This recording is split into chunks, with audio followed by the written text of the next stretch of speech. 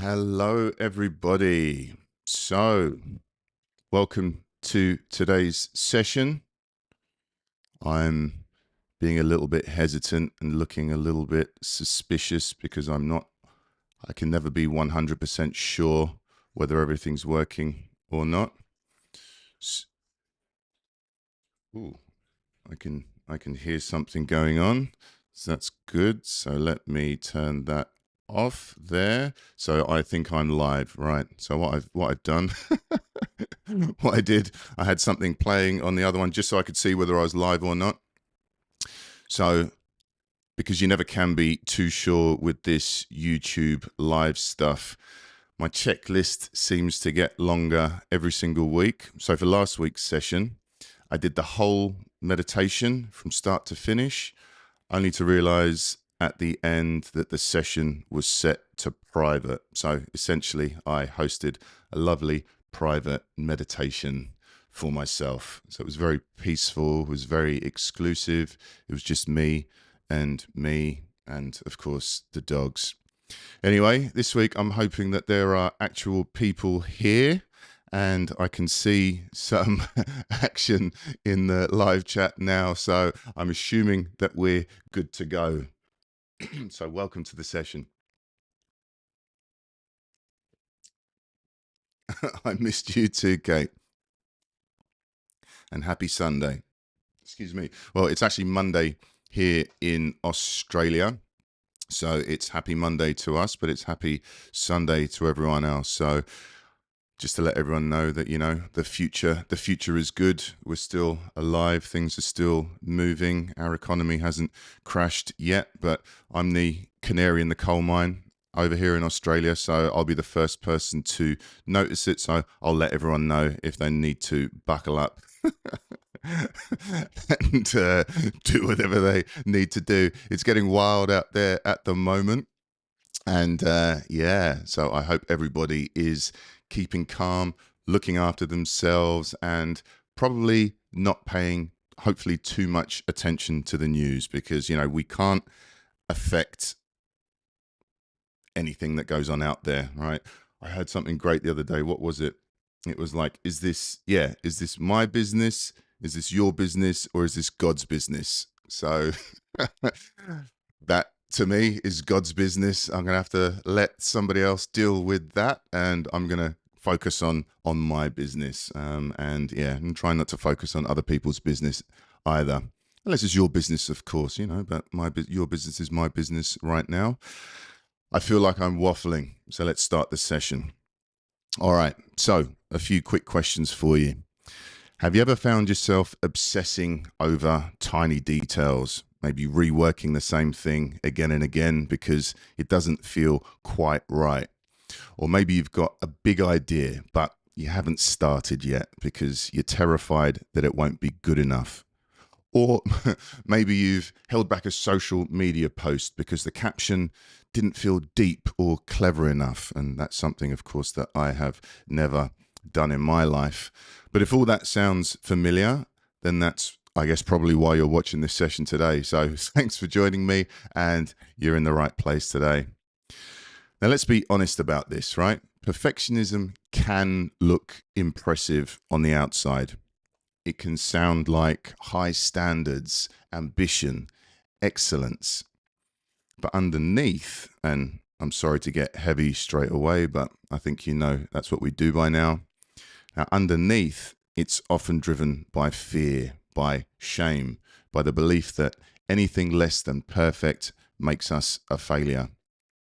And just to make you feel a little bit worse, the annoying thing is perfectionism doesn't always make things better. Sometimes perfectionism is the very thing stopping us from finishing, or stopping us from starting, or stopping ourselves from feeling proud of what we've already done or already achieved. Or, and this is a big one for me, it can stop us from resting or working late into the night, even when we're totally exhausted, because there's always something else to fix or improve. So in this session, we're going to do a few things. We're going to talk about how to spot perfectionism when it sneaks in.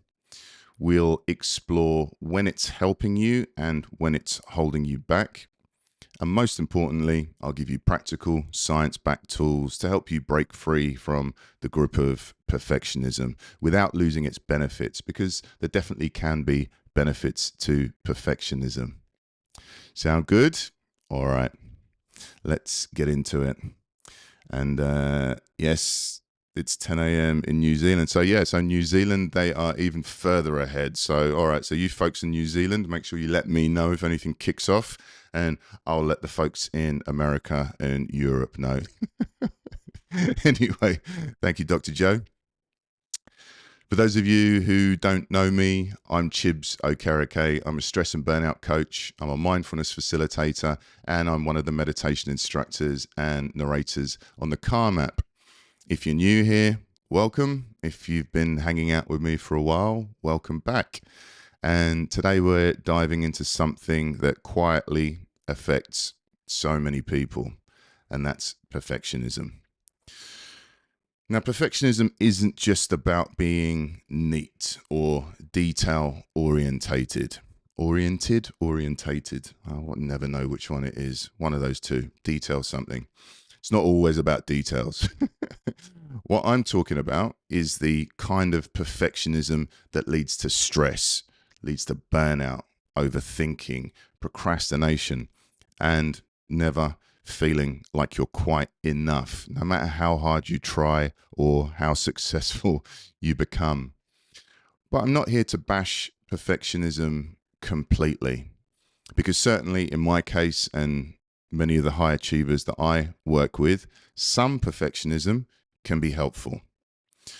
Now, depending on your circumstances, it might make you excellent at your job. It might make you a trustworthy team member or family member. It might make you a dependable leader or parent, a brilliant problem solver, or someone who's known for delivering high quality work. So the goal today isn't to get rid of your perfectionism entirely. It's to understand it. It's to work with it more wisely, and it's to stop it from running the show. Now, as always, I'm going to walk you through my 5-step framework, and that's learn it, catch it, sit with it, respond, reflect. And by the end of this session, you're going to have a better understanding of where your perfectionism comes from, ways to catch it in real time before it hijacks your day, ways to sit with the discomfort that you might feel when things aren't exactly perfect, practical ways to respond. So I'll give you some quick fixes, and I'll give you some longer term strategies. And then finally, a way to reflect on your progress so that you can keep improving without falling back into that trap of perfectionism. All right, so learn it, catch it, sit with it, respond, reflect. So let's get started with the first step, and that's learn it. And we will hope that my voice holds up today. By the way, thank you for all the advice that I've been getting. And somebody sent me some very, very long and detailed advice, and I did get it, but it was in my junk folder. So I will be replying to you. I only just saw that yesterday, but thank you very much for that. That's really helpful. All right. Let's start by understanding what perfectionism is exactly and why so many of us end up trapped in it. Now, on the surface, perfectionism can look like a personality trait. So perhaps you think, I just like things to be done well. I have high standards. And honestly, that might be true for some of you. But if we dig a little bit deeper, especially when perfectionism starts to hurt more than it helps, there's often something more emotional hiding in the shadows. In many cases, not all, but many, perfectionism is actually a coping strategy. It's a way, and it's often an unconscious way, to manage shame or avoid rejection. Now, Tim Fletcher is someone that you're going to hear me reference a lot. So I just did a seminar with him recently on his Australia visit, and he's a therapist and he works primarily with people navigating complex trauma. And he explains it something like this. So he says, perfectionism is the brain's solution to shame. So the brain believes something like, if I'm not perfect, or, well, if I'm perfect, then I'll earn love. If I'm perfect, I'll be respected, I'll be validated. If I'm perfect, I won't fail and I won't be a burden.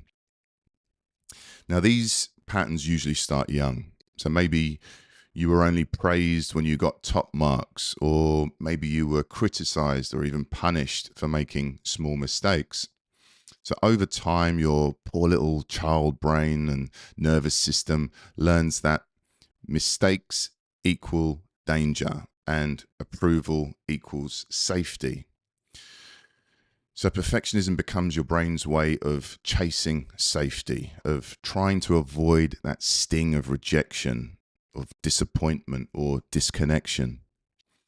So if you've ever thought, if I just get it right, they'll approve of me, they'll value me, I'll finally feel enough, then you mustn't give yourself a hard time. It's very common. It's very normal. And it's not us being weak. It's simply our brain doing its best to protect us. But as I said earlier, perfectionism isn't always bad. Sometimes it is helpful. So for me personally, and for a lot of the high achievers that I work with, there are times when my perfectionism fuels really great work. It's helped me build businesses. It's helped me write scripts that connect with the audience. It's helped me make beautiful, carefully thought out guided meditations. It's helped me build a reputation for quality. And it's allowed me to deliver on a high level when it counts. So for me and for many others, that drive to do things well, that's not inherently bad. That's often a gift. The problem comes when the volume is turned up too loud, when it stops being, I want to do this well, and becomes, this has to be perfect or I've failed. Now, I see this dance in my own work all the time, and I'll give you an example. So with my guided meditations, for instance, I'm super precise with my language, as maybe some of you have noticed. So let's say I'm recording the meditation and then I say, bring your awareness to your breath. I'll notice that. I'll be like, okay, that's not right. I'll re-record the line and I'll change it to, I invite you to bring awareness to the breath. Now, that probably doesn't seem like a change that needs to be made to some of you, but I know that some of my listeners have trauma. And when you have trauma, being told what to do can sometimes feel uncomfortable, or it can trigger people. So bring your awareness to your can land like a command, but I invite you to bring awareness to your, that's gentle, okay? It's safer. It gives us choice. So in that case, my attention to detail is what I would call good perfectionism. That's thoughtful, that's caring, that's careful. But then if I start obsessing over every tiny little mouth sound, little clicks in the background, a noise that maybe 0.01% of my listeners would even hear, and I find myself zoomed into that waveform, editing for hours just to remove them, that's when I know that I've crossed the line. Excuse me.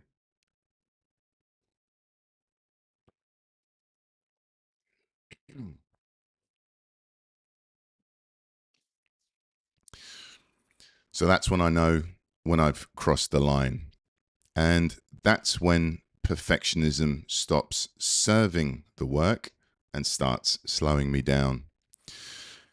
Now, if I'm not aware of that tendency, if I don't have the tools to bring myself away from that unhealthy, unhelpful perfectionism, then each meditation would literally take me weeks to edit.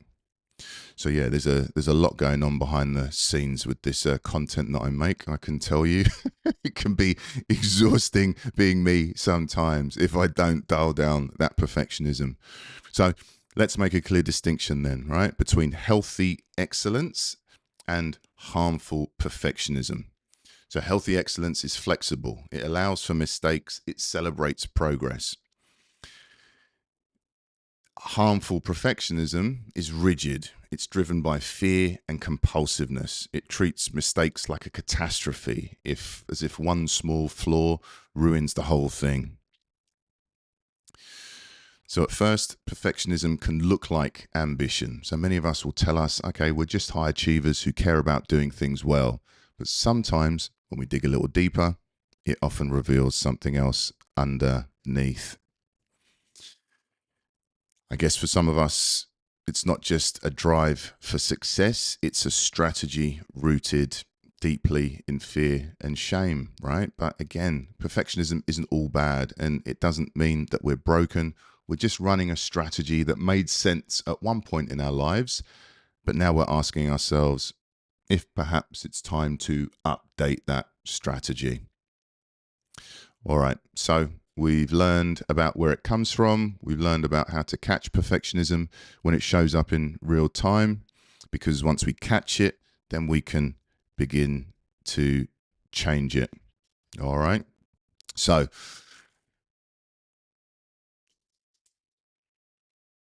you okay there, doggy?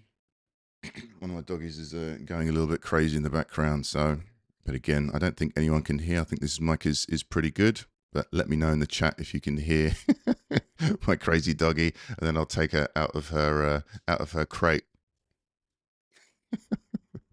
I wonder. What are you saying? Do you want to come and say hello? Let's let's let's bring her to say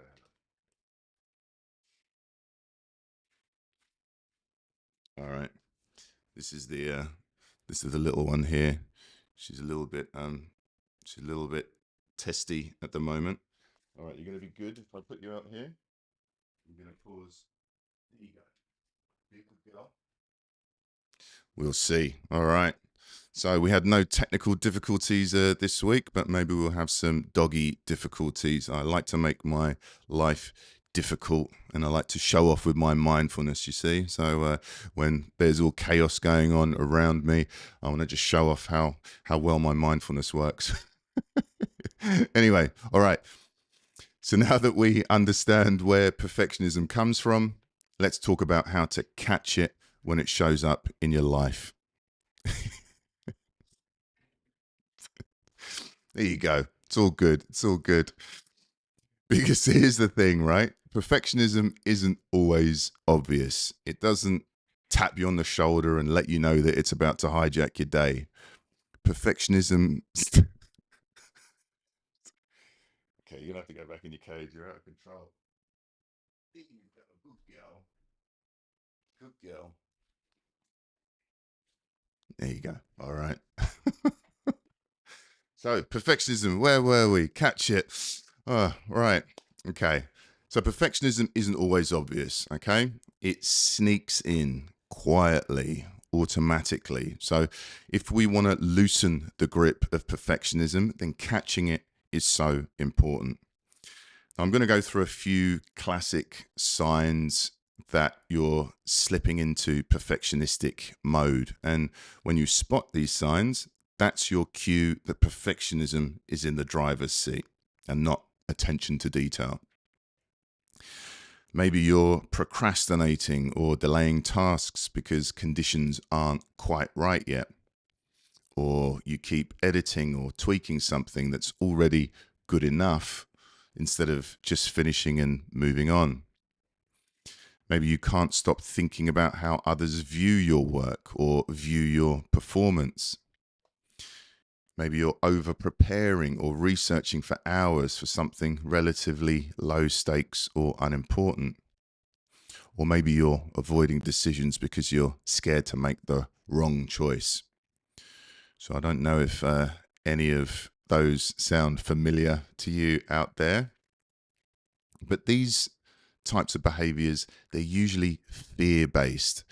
They're usually not rooted in clarity or logic, they're often coming from shame, from self doubt, from that sneaky little voice that tells us you're not allowed to mess this up. So, how do we know if this voice in our head is attention to detail? How do we know if that's actually helping us to do better work, or if it's just making us more stressed and getting us more stuck? Because it's often quite subtle and you're not always going to get it 100% correct, but this is about getting better, not getting it perfect, right? So we can even bring in perfectionism to our attempts to fix our perfectionism if we're not careful. So just be aware of that.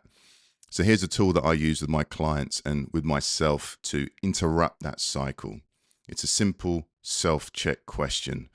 I ask myself, is this helping me produce better results, or is it just causing me stress? Now, this question is powerful because it cuts straight through the perfectionist illusion. Sometimes, yes, it is helping us raise the bar. Great, keep going. But if you pause, you take a breath, and you realize, actually, I've been stuck on this for 3 hours and I'm not making it better. I'm just making myself anxious. Then maybe it's time to let go.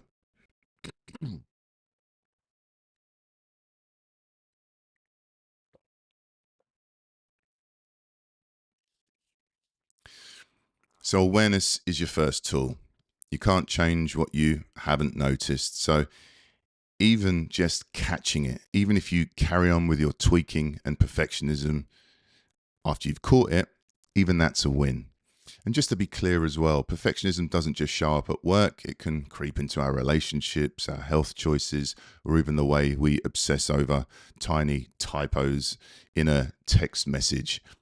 All right. So I guess you might notice your perfectionism kicks in loudest in just one or two of these areas, or maybe it's showing up in nearly all of them. So for a lot of overachievers, it's pretty normal to be perfectionistic in every area.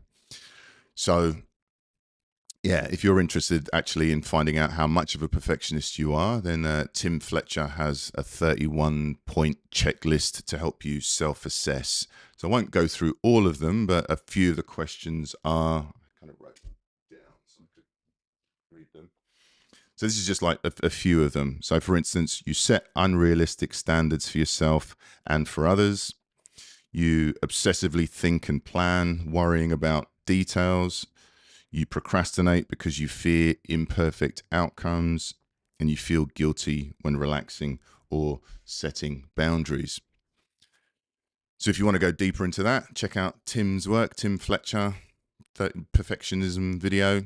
It's full of useful insights. All right, so we've learned how to catch it. What's the next step? Well, we sit with it. So this step is all about facing the uncomfortable stuff, the fear, the shame, the false guilt, all those things that perfectionism is trying to cover up. Because once you've caught your perfectionism, the next step is to sit mindfully with it and understand what's beneath the surface. Now, I'll be honest, this part is the part that most people want to skip, especially those of us who like solving problems, like fixing things, like ticking boxes, moving on. I got it. Yeah, I'm the same. But if you have the time and if you're in a safe environment, this step is powerful. And when I say safe environment, I don't mean there's danger around, but probably not during your Monday morning team meeting or halfway through a presentation. So if I felt my perfectionism was kicking in right now, for instance, it would be a bit weird if I stopped everything and sat with my feelings for a few minutes. But whenever you have the opportunity to pause and be present, this step can shift everything. Now, I know that sitting with your discomfort doesn't exactly sound like a good time, right? It's uncomfortable and it's not fun to sit with difficult emotions or thoughts. But this is the moment that we teach our nervous systems that imperfection isn't a threat. We're rewiring that old belief that says mistakes mean danger.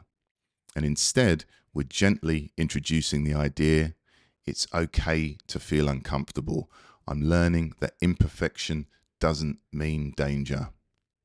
And you can even use something like that as a mantra. So the next time you feel that perfectionist spiral creeping in, you can say to yourself, it's okay if this feels uncomfortable.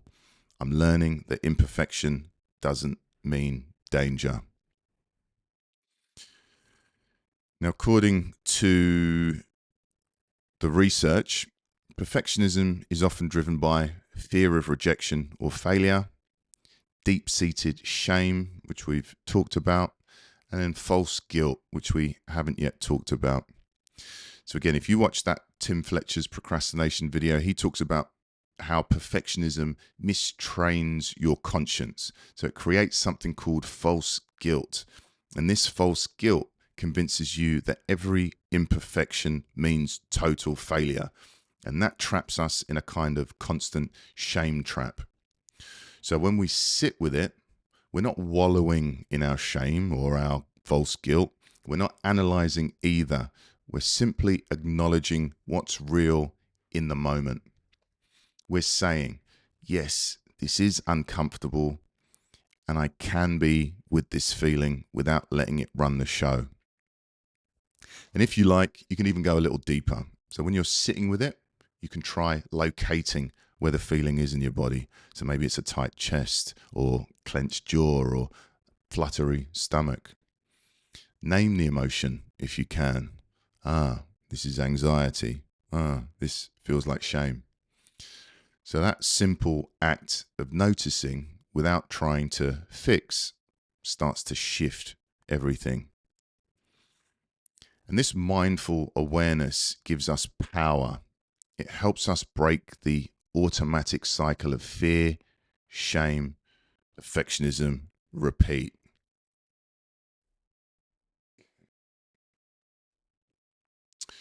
All right. So we've learned about it, we've caught it, and we've sat with it. All right. So we're all depressed now because we realize that perfectionism is ruining our lives. All right. So next, we'll get into the important stuff. What can we actually do about it?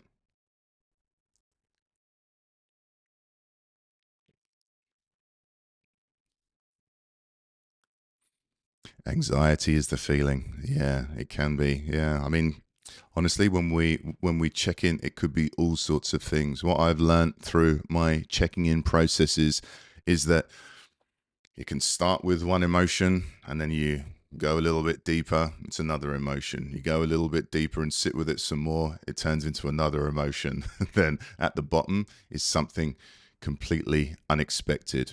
All right. So for me, and it doesn't always go like this, but if I'm angry about something, usually underneath that anger is I'm scared about something. And then underneath that, sometimes, I'm ashamed about something or I'm guilty about something. So we never know until we really sit with it. Sit with it is really important. Now, I'm going to start you with some quick practical tools that you can use right away. So some quick fixes. And these are great for when your perfectionism is kicking in and you need to interrupt the pattern fast. You don't need to learn all of them. Feel free to experiment with all of them. But I'd suggest picking one or two and then making those your go-to solutions. All right. So first up is the short dog syndrome. There you go. I don't know. I don't know what that means. You'll have to explain what short dog syndrome means. There you go. I've got some short dogs over there, but I don't know. You're gonna have to explain. I'll come back to you later, Ingrid. All right. So first up is the 80% rule. This one's simple, but it can be surprisingly hard for perfectionists to apply. Now here's how it works. Instead of aiming for 100%, flawless, polished, nothing left to improve, you stop at 80%. Not because you're lazy, not because you don't care, but because 80% is usually more than enough. For most of us, especially us perfectionists with high standards, 80% is already better than what's required. 80% gets the job done. It serves the purpose, it delivers the value. But more importantly, it lets you move on. Because what perfectionism often does is trap us in that last 20%, tweaking, adjusting, obsessing, agonizing. Now, I've been there, right? I've written the email or finished the writing the meditation or prepared the presentation. And instead of sending it or uploading it to YouTube or whatever, we can spend 2 more hours fixing tiny things that barely matter. That's perfectionism draining your time and energy for no real gain. So the 80% rule, it says, let it be finished, not flawless. Aim for complete, not perfect. Give yourself permission to release something that's good, even if it's not immaculate. And trust me, your productivity will go through the roof. Next up, time limits. Before you start a task, set a timer. Let's say 30 minutes. That's your container. When the timer goes off, you stop, you move on. No tweaking, no rereading it 17 times, no last minute font changes. Done means done. And why? Because without limits, without containers, without boundaries, perfectionism loves to take over. So by setting a time boundary, you force your brain to prioritize progress. You make quicker decisions and you begin to focus on what really matters. And if the decision is low stakes, right, give yourself a 2-minute time limit. Make the best call you can in that moment and move forward. Worst case, you make the wrong decision. You can course correct later with all that time that you've saved. Because here's the trap, right? Perfectionism loves to disguise indecision as thoughtfulness or research, but often it's just our subconscious fear of making the wrong decision. It's our little child inside of us thinking that it's going to get in trouble. All right, so the next tool is prioritize impact over detail. Perfectionism loves busy work. Fiddling with fonts, rewording the same sentence, adjusting spacing and paragraphs. But that's usually not progress, it's procrastination in disguise. So when you find yourself fiddling, when I find myself correcting the size of paragraphs in a script, yeah, always, I ask myself, what's the one thing here that actually matters? What delivers real value? Focus on that first, the high impact stuff, and then let the small stuff slide. Or tackle it later if there's time. All right, our next tool is scheduled imperfection. Now, this one's actually my favorite. It's a little bit weird, but once a week, do something deliberately imperfect. Send an email without rereading it. Post something on social media that's not polished. Leave a small mess on your desk. Or my favorite one, which is very difficult for me to do, send a text message with YOUR instead of YOU''RE. So that one gives me a lot of anxiety, but it's basically exposure therapy for your perfectionistic brain. You're teaching yourself little by little that imperfection isn't dangerous, that you don't need to double check everything, that you can just let go and everything will be okay. The world doesn't end, people still respect you. Even though I am super judgy about the YOUR' thing, so maybe don't practice that one on me, but practice it, definitely. All right. Now, the last one is the good enough mantra. All right. And I want you to do this one right now. Okay. Write this on a sticky note or put this on your phone or your wallpaper. Done is better than perfect. All right. I want you to say this to yourself every time you get stuck. every time you're tempted to tweak, polish, or delay.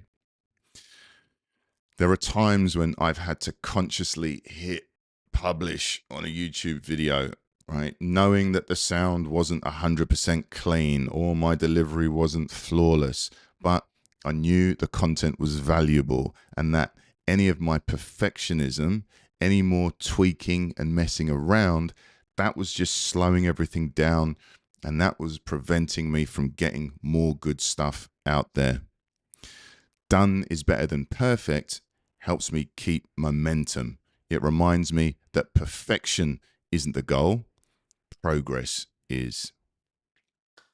So, I've given you a lot of quick fixes, right? A lot of practical tools that you can try out. And these tools will definitely help you. And quick fixes are great for managing the day-to-day moments. But if we want to truly change the way the perfectionism shows up in our lives, if we want to heal ourselves long term, then I suggest we might also need some deeper tools. So let's talk about the long game for a bit.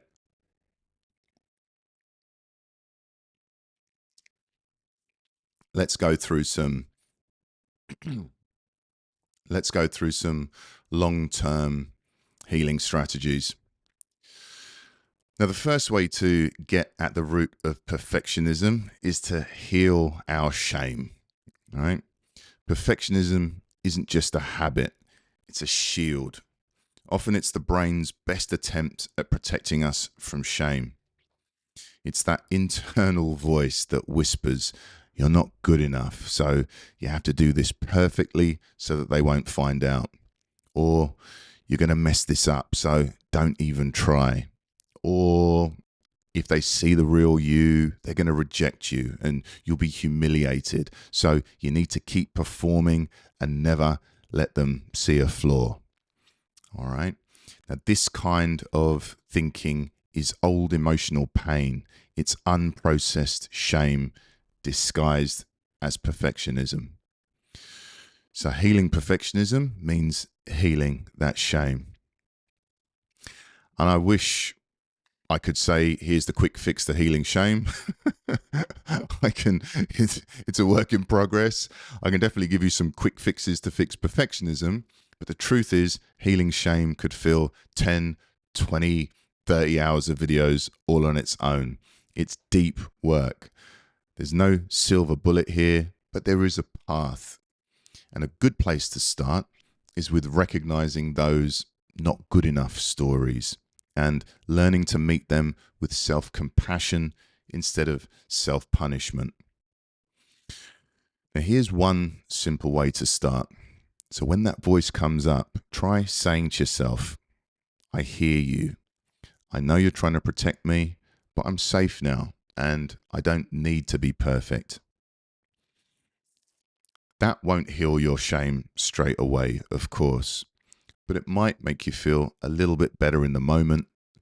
And over time, those moments of self-kindness add up.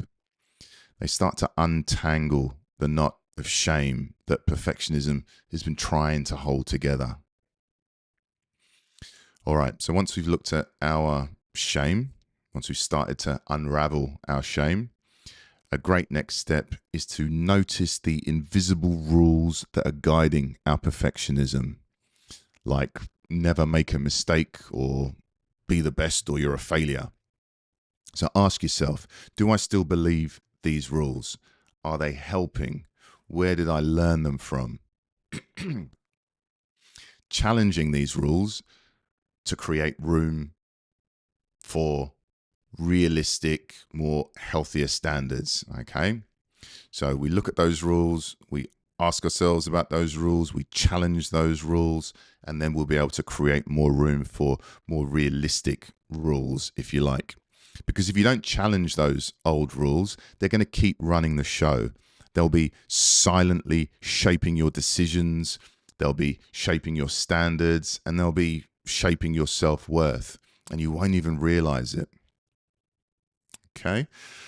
Now for the final tool, the big finale, it's time to bring in something that most perfectionists absolutely hate, but need more than anything, and that's self-compassion.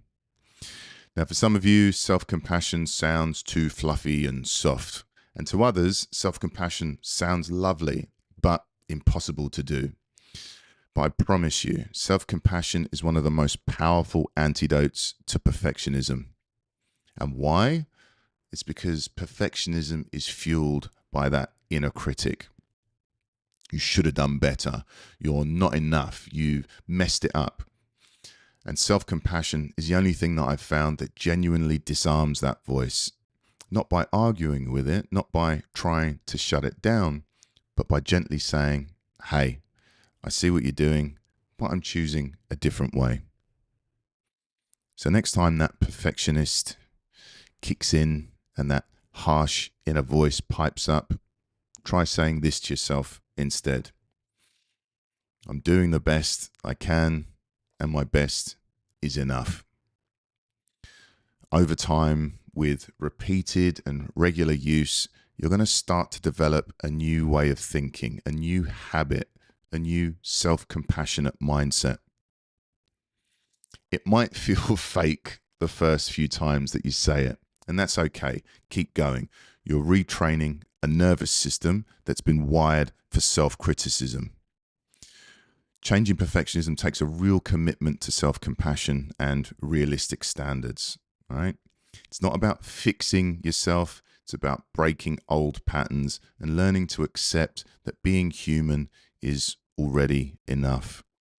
You can still strive, you can still grow, you can still succeed, but you do so from a place of self-respect, not self-criticism. All right, so that's a lot, I know.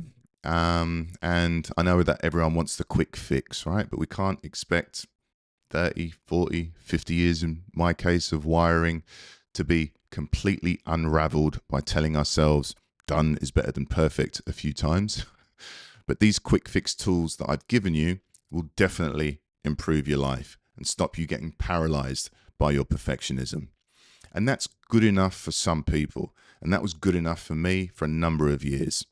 But I've now decided that my journey in the second half of my life is to heal as many wounds as possible. And I'm looking to pull my perfectionism out by the root. But we're all on different journeys, right? So you've got the quick tools now for interrupting perfectionism in the moment and the deeper strategies to heal it over time. So decide where you are, what you want, how badly perfectionism is showing up in your life, and then decide how deep you want to go. And the great thing is these steps, these stages, they build on each other. The more you practice catching it, the easier it gets to sit with it. The more you sit with it, the easier it becomes to respond in a helpful way. All right, so let's bring it home with the final step in the framework. And the final step is to reflect. Now, this part really helps to rewire those neural pathways, because long-lasting change doesn't happen when you try something once. It happens when you look back, when you reflect, when you learn from it, and when you tweak your approach. So after you've caught your perfectionism, you've sat with it, you've responded with a tool or some self-compassion, I want you to take a few minutes and ask yourself these types of questions.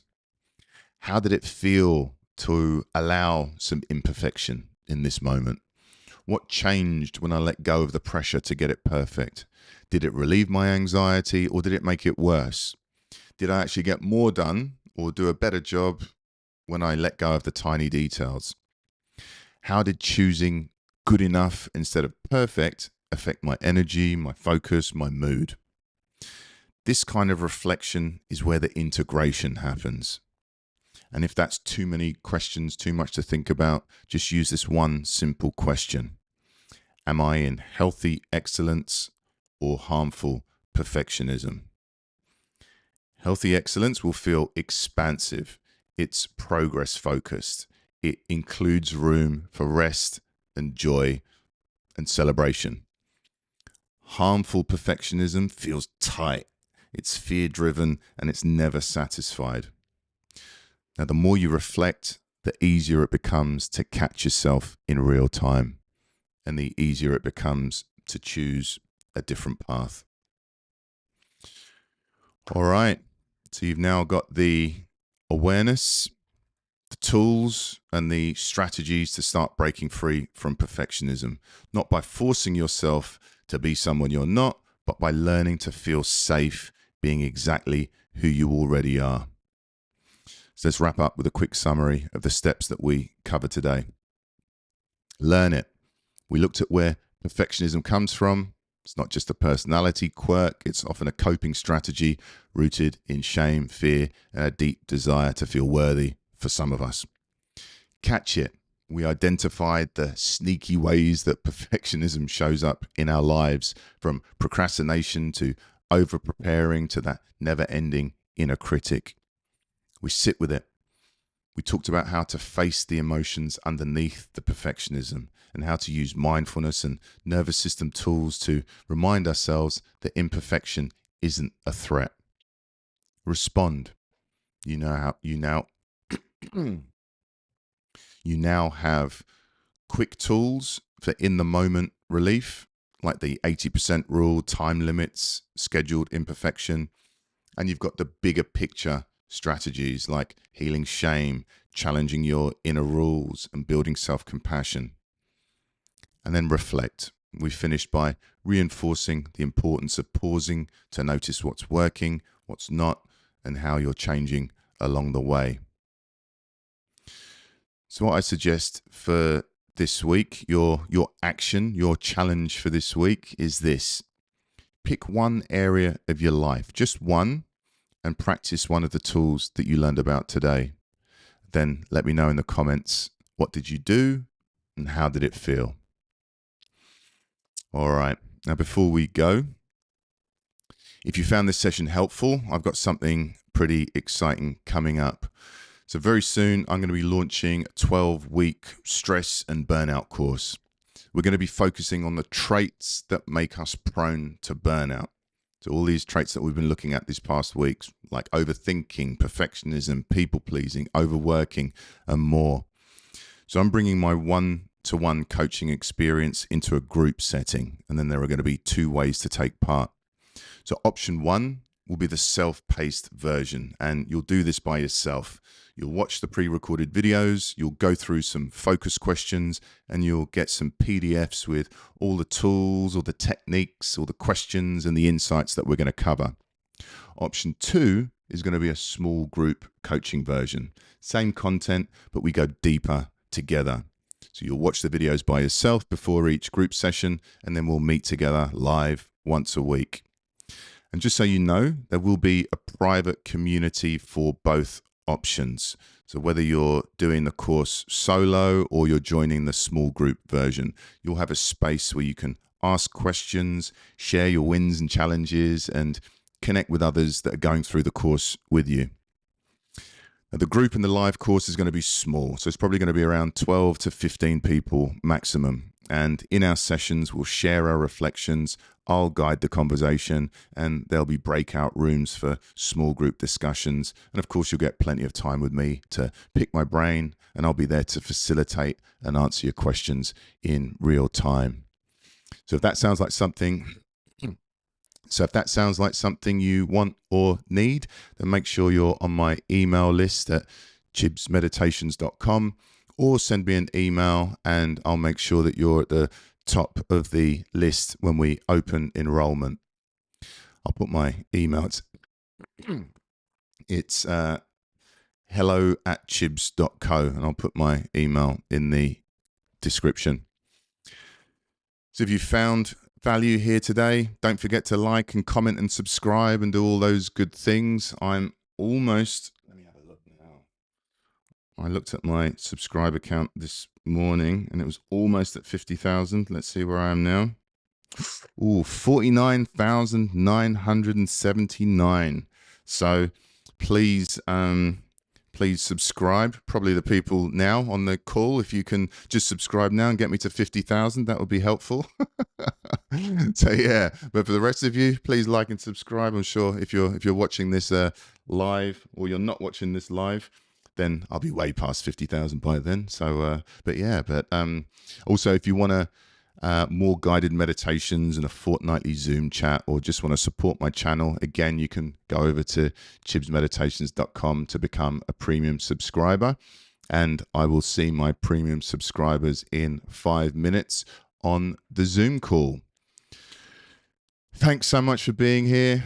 I'm Chibs Okereke. Appreciate you all, and I will see you next week. Take care, everyone.